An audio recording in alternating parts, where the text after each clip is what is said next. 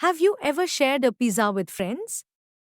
When you cut a pizza into slices, those slices are actually fractions. So, what exactly is a fraction? A fraction represents a part of a whole. Imagine you have one whole apple and you cut it in half. Each half is a fraction of the whole apple. Now, let's talk about how to write a fraction. Every fraction has two parts, the numerator and the denominator. The numerator, which is the top number, tells us how many parts we have. The denominator, the bottom number, tells us how many equal parts the whole is divided into. For example, in the fraction 1 by 2, 1 is the numerator, meaning we have one part, and 2 is the denominator, meaning the whole apple is divided into two equal parts. So, if you have one out of two pieces of an apple, you can say you have half of the apple. Let's dive deeper into fractions. Do you know what half, one-third, and a quarter mean? Let's learn. Two equal parts make a whole. So, each part is called a half. For example, two halves of a pizza make one complete pizza. Similarly, when three equal parts make a whole, so one part of them is called one-third. For example, 3/1/3 of a pizza makes one complete pizza. Then, let's learn what a quarter is. When four equal parts make a whole, each part is called a quarter. For example, 4/4 of a pizza makes one complete pizza.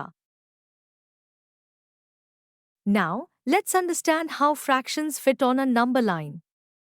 Picture a number line where you have whole numbers like 0, 1, 2, and so on.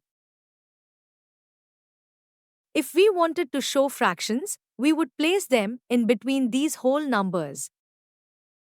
For example, suppose I divide the sandwich to two parts, that is a quarter of a sandwich and 3/4 of it.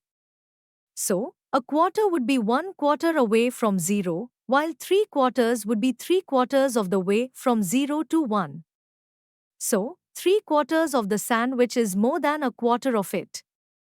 This helps us see not just whole numbers, but also the parts that make up those whole numbers. Fractions come in different types. Let's break them down. Like fractions, these are fractions that have the same denominator. For example, 1/5, 2/5, and 3/5 are like fractions because they all have the denominator of 5. Unlike fractions, these are fractions that have different denominators. For instance, 2/3, 3/5, and 2/7 are unlike fractions because their denominators, 3, 5, and 7, are different.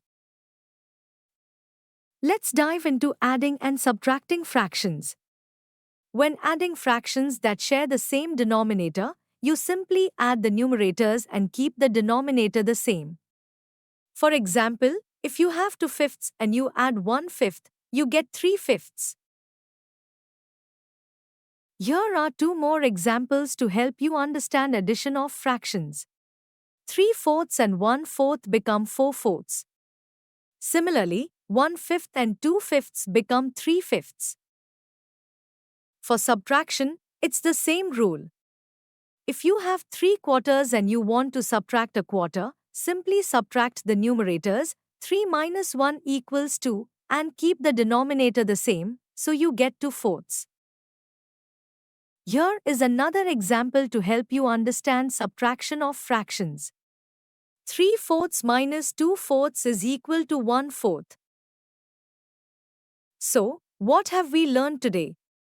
Fractions are parts of a whole, and they can be written using numerators and denominators. We explored different types of fractions and how they appear on a number line. We also learned how to add and subtract fractions. Thank you for joining me today, and I hope you feel more confident with fractions now. We hope that you have understood the topic. You can now study chapter notes, Watch video lectures and solve MCQ tests of this chapter on EduRev to ensure you score well in your school exams. And that's not all. You also get amazing courses for maths, science, English, Hindi, and much more for class 4. Thank you.